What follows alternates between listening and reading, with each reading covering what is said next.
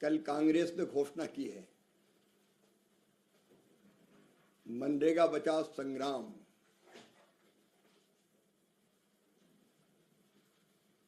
ये मनरेगा बचाओ संग्राम नहीं है, ये भ्रष्टाचार बचाओ संग्राम है। कांग्रेस को ग्राम से परेशानी, कांग्रेस को काम से परेशानी, कांग्रेस को राम से परेशानी। भ्रष्टाचार कांग्रेस के डीएनए में है, कांग्रेस की जड़ों में है। और मनरेगा भी भ्रष्टाचार का पर्याय बन गई थी। मजदूरों के बजाय मशीनों से काम, मजदूरों के नाम पर ठेकेदारों से काम, मजदूरों के नाम पे कुछ लोगों की जेब भरी रहे।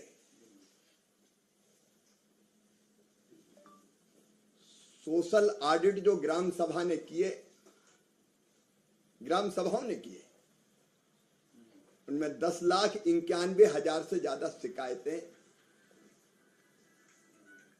ग्राम सभा में की गई। काम के नाम पे एक ही काम को बार बार कर देना, एक ही सड़क 1 साल बन रही, 2 साल बन रही, 3 साल बन रही। नहरों की सफाई के नाम पर, सड़कों के किनारे सफाई के नाम पर पैसा खा जाना, डकार जाना। 80 साल से ज्यादा उम्र के मजदूर काम कर रहे हैं। 60 साल से ज्यादा उम्र के काम करने वाले 30% से ज्यादा मजदूर दिखाए जा रहे हैं। और इतनी विशाल धनराशि अकेले माननीय प्रधानमंत्री नरेंद्र मोदी जी के कार्यकाल में 8,48,000 करोड़ रुपए से ज्यादा राशि दी गई। लगभग 2 लाख करोड़ यूपीए की सरकार के समय राशि आई। कैसे परमानेंट असेट क्रिएट हुए? क्या ये पैसा गांव के विकास में लगा? अब कांग्रेस तो झूठ की दुकान है, भ्रम की फैक्ट्री है, अफवाहों का बाजार है। अब ये बात की जा रही कि मजदूरों को काम नहीं मिलेगा। मजदूरों के हितों को बहुत बेहतर ढंग से विकसित भारत जी राम जी योजना में संरक्षित किया गया है। 100 दिन के बजाय 125 दिन रोजगार की गारंटी। पहले मजदूर के नाम पर कोई और काम करता था, अब मजदूर काम करेंगे। 100 दिन के बजाय 125 दिन कानूनी गारंटी। बेरोजगारी भत्ते के प्रावधान को मजबूत कर दिया। मांगने पर काम नहीं तो बेरोजगारी भत्ता पुख्ता। और पहले 4-4 महीने मजदूरी भी नहीं मिलती थी तो अलग से कोई राशि नहीं दी जाती थी। अब विलंबित मजदूरी के भुगतान पर दंड का प्रावधान, अतिरिक्त पैसा देना पड़ेगा। कहां किसी मजदूर भाई बहन के साथ अन्याय हुआ है? मजदूरों को काम मिले, ये प्राथमिकता। लेकिन इसके साथ साथ इस विशाल धनराशि से गांव में विकास के काम हो। विकसित भारत के लिए विकसित गांव, और इसके लिए धनराशि बढ़ाई गई। इसी साल जो प्रस्तावित है, जो नया वित्तीय वर्ष प्रारंभ होने वाला है, 1,51,282 करोड़ रुपया, जिनमें 95,600 करोड़ से ज्यादा केंद्र सरकार का, तो 125 दिन के लिए पर्याप्त धनराशि की व्यवस्था काम के लिए। और उसके साथ साथ उस धनराशि से गांव का संपूर्ण विकास हो जाए, इसकी चिंता नरेंद्र मोदी जी ने की। और बात कही जा रही कि केंद्रीकरण, सच बात यह है कि पहले तो राज्य टारगेट देता था कि फलाना काम किया जाएगा। अब तय किया गया कि केवल ग्राम सभा और ग्राम पंचायत, मतलब सरपंच चुने हुए जनप्रतिनिधि और गांव के भाई बहन तय करेंगे कि गांव में कौन सा काम होगा। ऊपर से तय नहीं होगा, नीचे गांव में तय होगा। विकसित ग्राम पंचायत प्लान जो गांव के लोग बनाएंगे। पहले तो राज्य कहता था फलाना काम करो बस, और पहले तो ये होता था कि काम देना है तो मट्टी खोदो, यहां की मट्टी वहां डाल दो, वहां की मट्टी यहां डाल दो।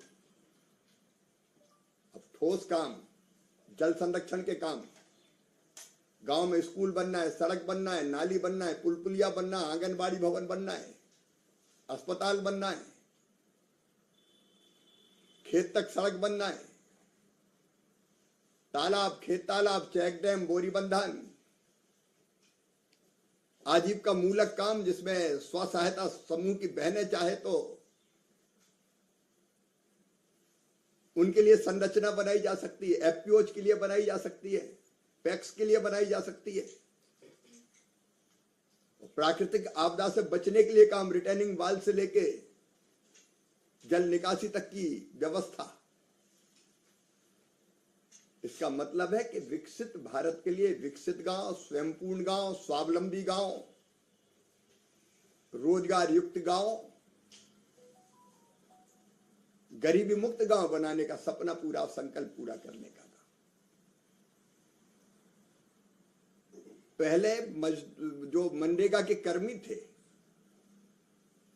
उनको 4-4 महीने तनख्वाह नहीं मिलती थी।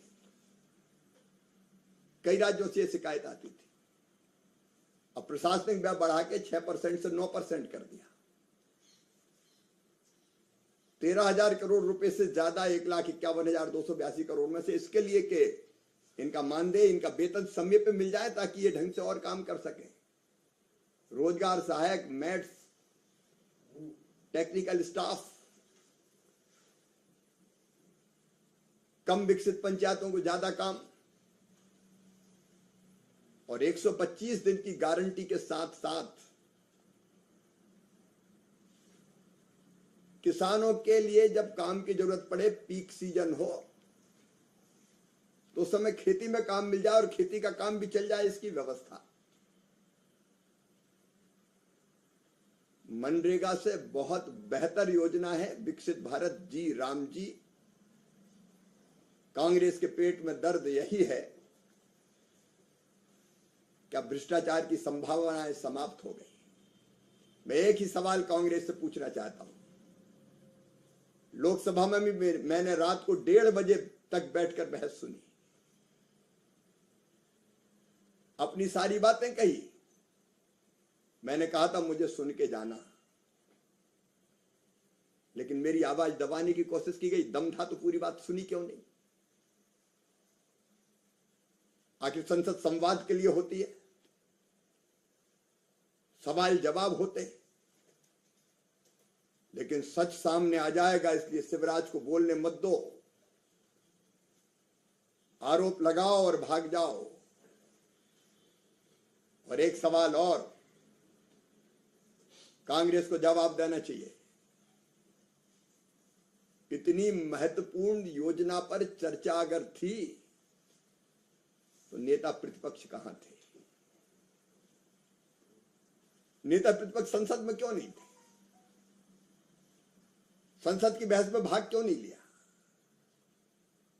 जब चर्चा चले तब आओ मत, और बाद में भ्रम फैलाओ। संग्राम, काय का संग्राम? भ्रष्टाचार और अनियमितता समाप्त करना यह मोदी सरकार की प्रतिबद्धता है। विकसित भारत जी राम जी योजना एक बहुत बड़ा रिफॉर्म है,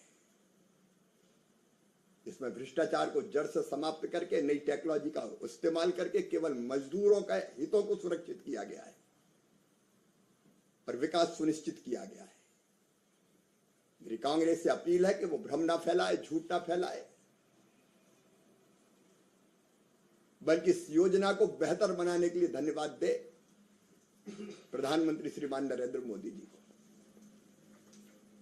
कांग्रेस ने पहले ऐलान किया था कि वो 5 तारीख से पूरे देश भर में आंदोलन करेगी, अब वो थोड़ा सा इससे पीछे हट गए हैं। और दूसरा सवाल ये कि कल आप लोगों की बड़ी बैठक हुई कि कैसे जी राम जी को गांव-गांव तक ले जाना है, जनता के बीच लेके जाना है, तो कैसे लेके जाएंगे और जनता फायदे कैसे बताएंगे? ये तो कांग्रेस खुद ही तय नहीं कर पा रही कब करना है कि नहीं करना है, कौन सी तारीख को करना है।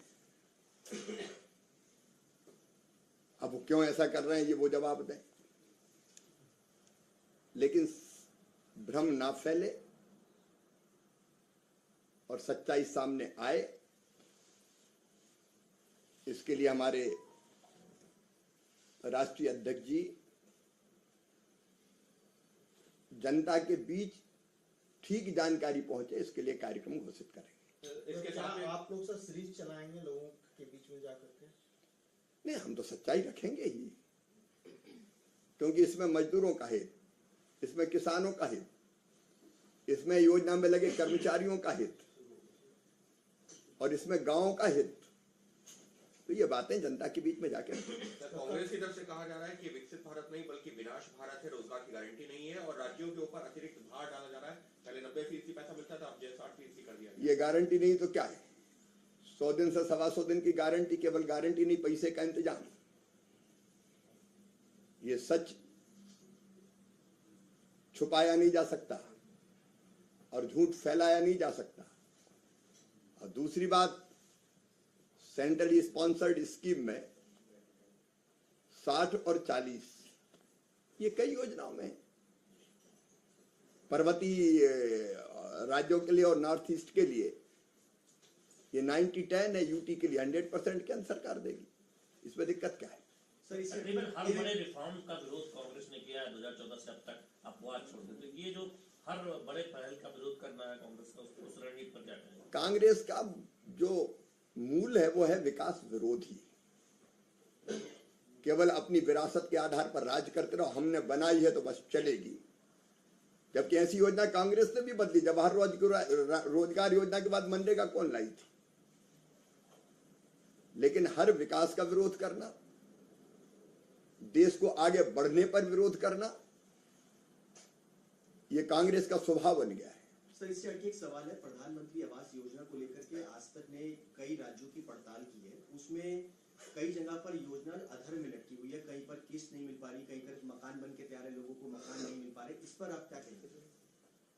आज अभी इस योजना पर चर्चा है, मैं आपसे विस्तार से चर्चा करूंगा। मैं हर एक राज्य की समीक्षा कर रहा हूं। कई राज्यों ने अपने टारगेट पूरे किए हैं और जिन राज्यों ने अभी टारगेट पूरे नहीं किए उनसे हम लोग बात कर रहे हैं।